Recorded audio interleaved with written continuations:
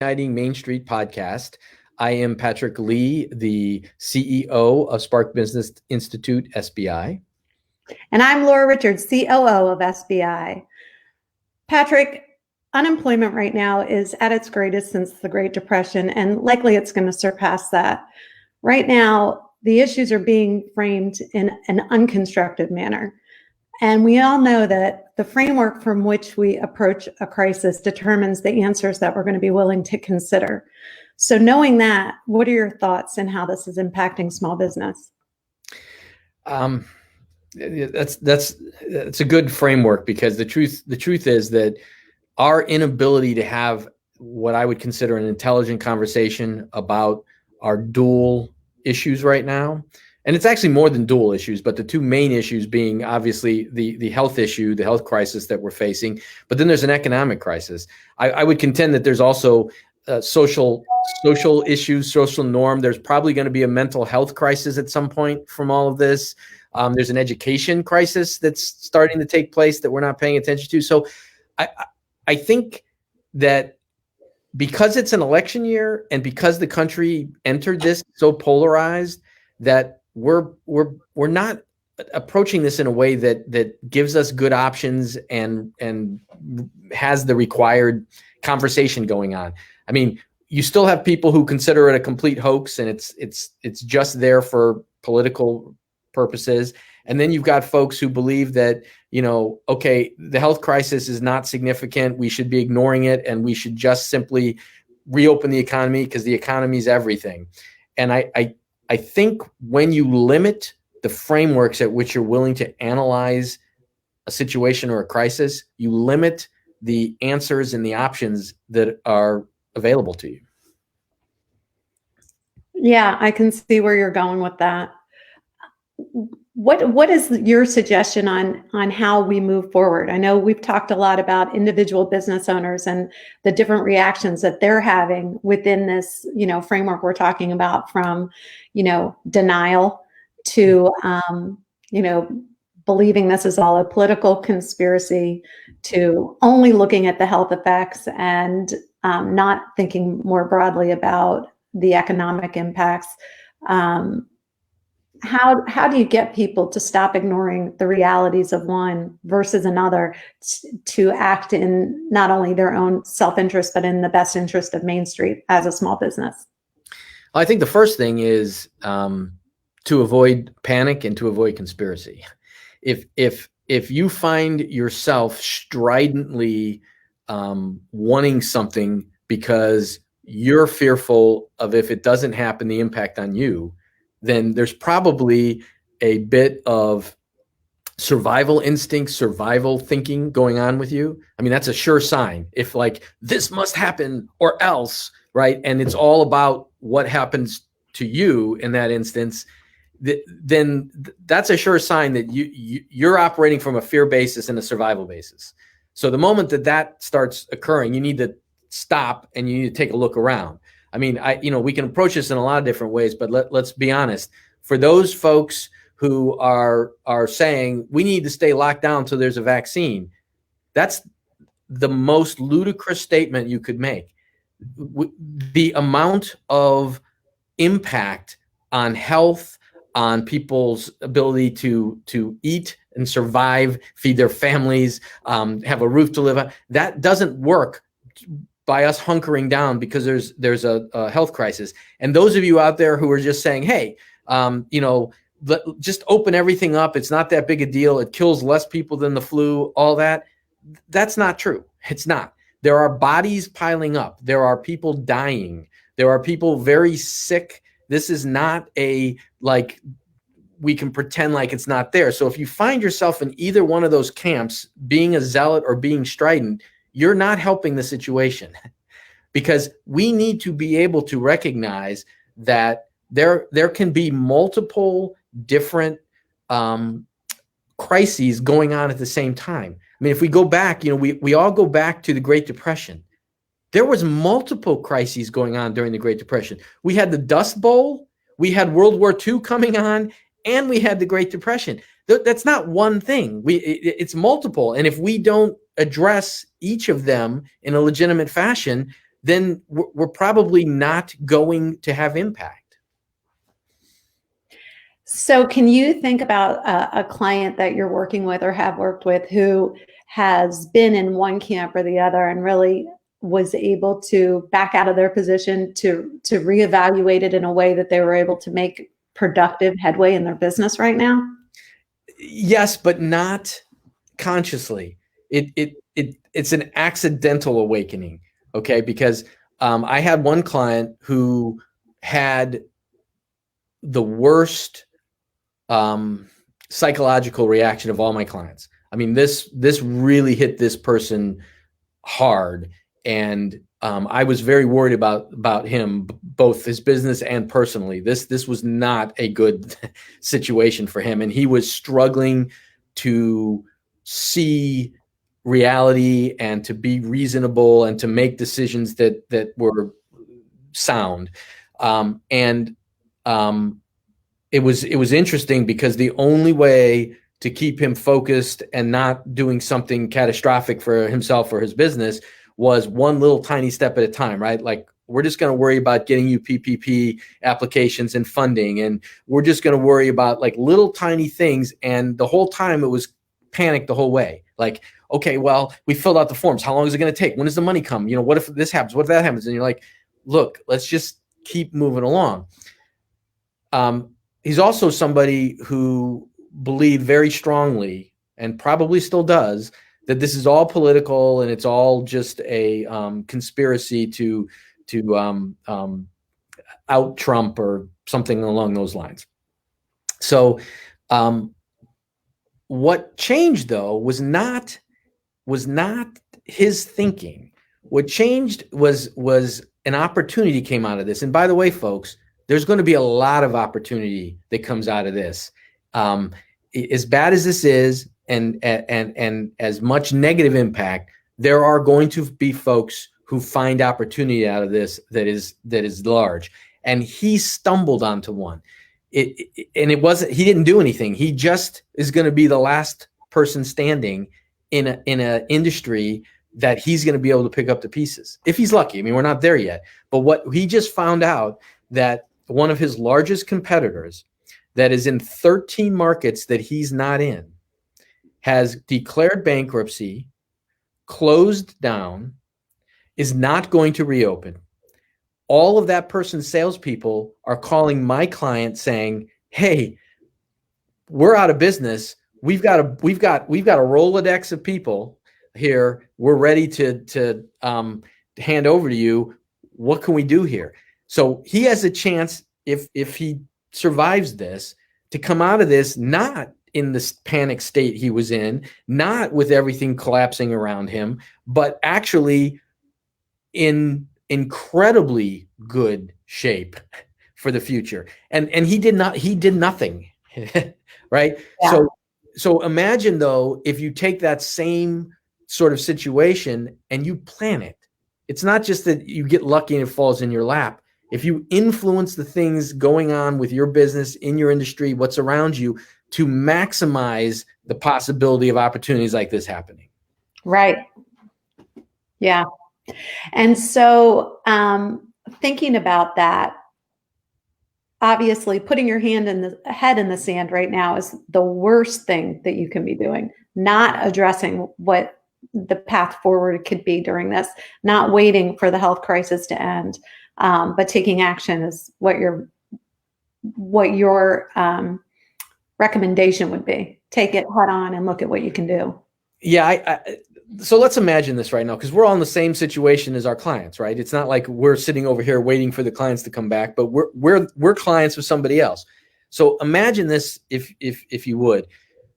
We know everything's changed. This has radically changed our security and how we look at our world and what's possible and not possible and what we take for granted.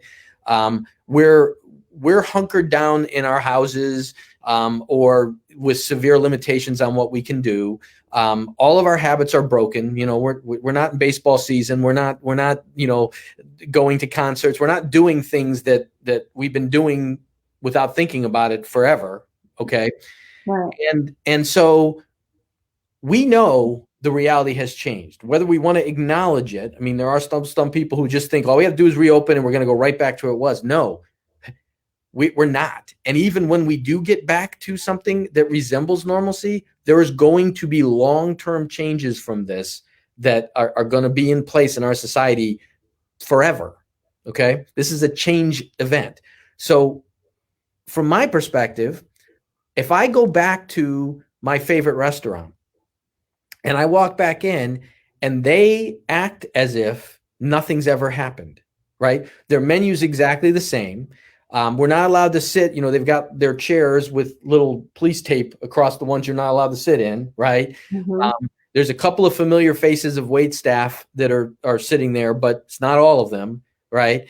And the hustle and bustle of the place isn't there. And they've brought absolutely nothing new. I mean, I walk in and it just feels like a hollowed out version of what was there before. All I can see is, oh my gosh, everything's changed, right? Because I see the police tape and there's not a lot of people in there. And I don't feel like, oh, thank goodness we're back to normal. It's actually rubbing in my face that it's not back to normal. Now, imagine that you go to your favorite restaurant after all this is open and you go in and they have completely repainted. They've got new floors in. They've set up these really nifty little alcove-like seating so that, yes, you're social distance, but it's kind of cool. It doesn't feel like, you're in some kind of forensic experiment, right? Their menu is totally different. They've come up with a very innovative way of waiting on you, serving you drinks, interacting, and you feel not like, oh my gosh, everything's changed for the worse, but you feel like, wow, this is so different. This is so cool. You're pulled along with them in their new methodology, their new innovation. And those who do that well, will win in the market. People will go talk about it. You should go try that. You should see what they've done. It's incredible. And that's why you can't hunker down and just wait for things to quote unquote go back to normal. They're not going to, and you miss an opportunity. Absolutely. I couldn't agree with you more. Since I think I'm the queen of giving local examples here. So I'll give a local example to this. Vita Taco has a location in Annapolis on Main Street. They also have a location in Smyrna Park, and their location on Main Street was being renovated when Corona started. So it's been closed, and it was closed for another reason and continues to be closed. So, but Vita has a market here, and they innovatively, and this was in the Capital newspaper, I think, last week, but they innovatively came up with a taco truck that delivers margaritas. And probably everyone's noticed by now, a lot of the liquor regulations have been altered for coronavirus to keep these restaurants open. They're doing, packaged cocktail takeout, more or less. But Vita took it one step further, and they were delivering to neighborhoods, and an email would circulate, and people would go and they'd pick up their margaritas, and it turned out to be a fantastic revenue stream for Vita. And I had actually referenced them in a previous podcast that we did, because they also were doing a market where they use their garage doors to service the public with produce deliveries as well. So they're creating a couple of new revenue streams, knowing that it's going to be a while, and this could be the new normal for a while. And their customers want to support people. They're looking for ways to support the businesses they love. They understand that in order to make sure these places come back, there has to be some support in the interim. And I think we're going to see these things like what Vita was doing evolve over time and to become more and more on point. But this is thinking out of the box, and it's a great example of what you're just talking about. Yeah, all they need is to have Santa Claus driving that food truck, and they're golden. But actually, just think about what you just said, because from forget strategy, forget everything else. From a tactical standpoint only, you just said that they had a big story in one of the local press about this, right? So they're not even relaunched yet, and they're already creating a name for themselves. And now stop and think about every single restaurant that you haven't heard a single thing about, and they didn't make an effort, right? There isn't any carryout, there isn't curbside, there's nothing. That's how the innovative folks get ahead of this. That's how you do it. So, Patrick, backing up just a step to where we were when we came in on this, as small businesses at a more macro level, how do we start having this conversation about how we can talk about these issues, how we can band together to work in unison to affect change, and think about the future of what we're going to look like? Well, I think what we need, and some of this, we were talking yesterday, and we've been talking about how it feels like some of the answers start to be the same. They start to sound the same. And in truth, they are, because they're just starting points. We need to figure out how to start having those local economic conversations, and that's going to lead to new things that I can't predict right now. So if you ask me, what is it going to lead? I'm not sure. But let's stop for a second. Instead of, I think these businesses that we've seen who on their own innovated for themselves, right? That's great. That you are being super smart. But let's stop for a second and let's look at the street that, the taco restaurant's on, or whichever restaurant. They reopen in 3 months, and 75% of the buildings around them are vacant. That's not good for them. No matter how much innovation they did or didn't do, that is not a good long-term strategy. You don't want to be on that street. So you best go and talk to the business owners around you, and you all best get together and say, okay, what can we request from the city, or what can we do for the street as a whole? Do we do a Wednesday night something, and all the businesses on the street participate in some way, and we call attention to this street, because we need success of every single one of these folks at some point here on that street, or the street's not viable. And so then you start thinking, okay, so we talk to the business owners around us. How do we go beyond that? Well, your chambers of commerce are so used to doing things in a stale, dead manner. And you probably have been frustrated, as most people are, with their chambers generally, and maybe have not participated. But I can tell you right now, I am watching the chambers try very hard to help and get on top of this. They're not blind to it, and they're trying hard.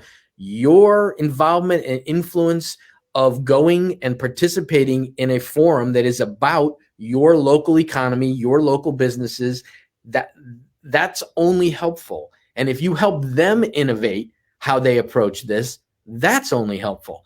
I mean, one of the things that I will say here, and real quick, I'm in Maryland. I believe that our Governor Larry Hogan, has shown some of the best leadership that I've witnessed across the country. And for those of you who disagree, I'm sorry, but I didn't go in like an ardent supporter of the governor. Honestly, I wasn't sure what he was or wasn't going to be, but I have been very impressed. Now, that being said, everybody makes mistakes. Everybody has their blind spots. And so one of the things that frustrated me with Governor Hogan's approach here is that I don't believe that he has involved voices from Main Street. I don't believe the small business community, to me, does not look well represented on his committees, at his forums. He seems very comfortable with his political advisors and bigger business advisors, and that then a voice from small business. Now, I'm sure he'll disagree, but as I'm looking at it, I'm not super impressed with that. Well, we need to demand that. We need to back the Maryland Chamber of Commerce's initiatives for them to have a seat at that table. And we need to pressure Governor Hogan that we want a voice in what this looks like as we reinvent. We don't want handouts. We don't want to depend on the brilliance of the political system to save us. We want a voice at that table. Well, then you got to demand it. Then you've got to go do that. And in all honesty, my suspicion is that Governor Hogan's, based on what I've seen, that he will respond positively if the case is brought to him appropriately. So That's just, one note to this. I think it's an important one. And I think it's easy when you're dealing with a crisis and you're reshaping business and the way that you do it to focus on your backyard. And so just the reminder to reach out to the businesses around you, to form a community, to reach out to your chambers, to be active, and to understand that things are reshaping. And if you want to have your hand in what that form ends up looking like, you have to take action now. You do have to take action now. And for those of you who are out there being innovative and driving around the taco trucks to people's houses with margaritas, which I think is a great idea, by the way, please swing by my house. There's a lot happening there. Like that can take up a lot of time. Yeah. But for every one of you business owners right now who I don't see driving a taco truck around, and I haven't heard a peep from in this entire time, you've got time on your hands. Okay, make use of it. If you're not going to innovate your own business, go out there and help advocate for small business, help advocate for what we started this whole conversation with. We need to have intelligent conversations about the entirety of this, not partisan conversations about our personal opinions about reality. Let's stop, look at a common good, and understand that if we're going to get out of this in some community semblance of order, we need to work together, talk across the aisles. We need to bridge the differences, right? And we need to be just intelligent about it. There are valid reasons why we cannot remain shut down the way we are. And there are valid reasons why we can't run around in the streets with no masks, acting like nothing happened. So there's always a middle. There's always alternatives. There's always a workaround. Let's have intelligent conversation and figure those things out. Fantastic. I think that's a perfect place to end it, Patrick. You said it. Thank you. Thank you. And thank everybody for listening to Reigniting Small Business with SBI. And we'll be back with another podcast for you on Thursday. Have a good day. Bye, guys.